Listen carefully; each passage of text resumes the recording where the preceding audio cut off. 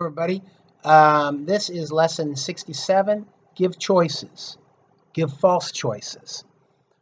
This is a strategy or a thing that you should be aware of, either to use it in your dealings with other people or to be aware that you're being manipulated. You can manipulate other people or you can know that you're being manipulated.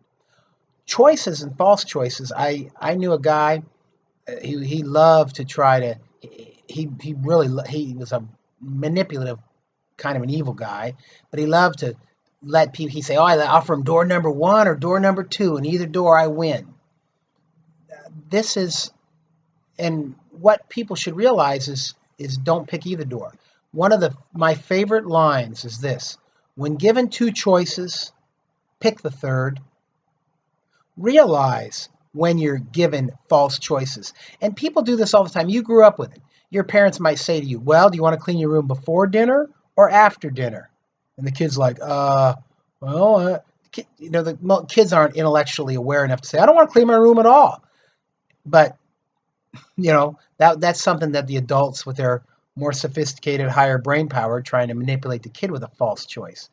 And as we grow up, it's not, they still don't get this.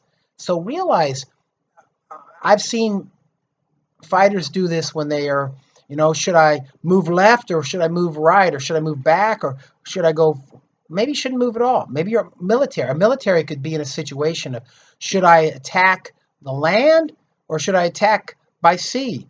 And it's like, maybe you shouldn't attack at all. Maybe you should retreat. So realize we have a kind of a dichotomous way of thinking, a binary. A lot of people are binarily minded. I don't know why. They do hot, cold, loud, quiet, yin, yang, and that's completely false in the universe.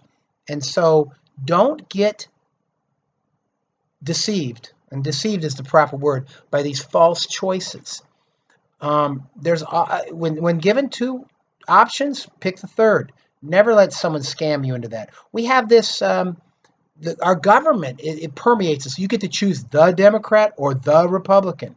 In our 2016 election, we had a choice between Trump or Clinton. That was it. That was, maybe that wasn't such a choice. Or I could say before that you had Romney or Obama, or you had McCain or Obama. Of the 300 million people in America, you had that as a choice. I don't think the American voters are, any human being would say, well, we're not given a choice. And I hear people say, well, you have a choice. Anyone can be president. You get a choice.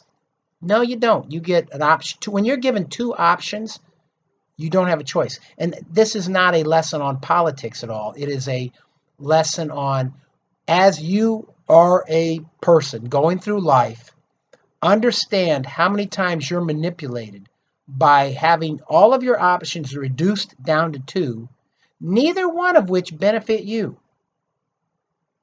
All right? That's important. Like some people will say, well, you can, the court has decided you can do this or that.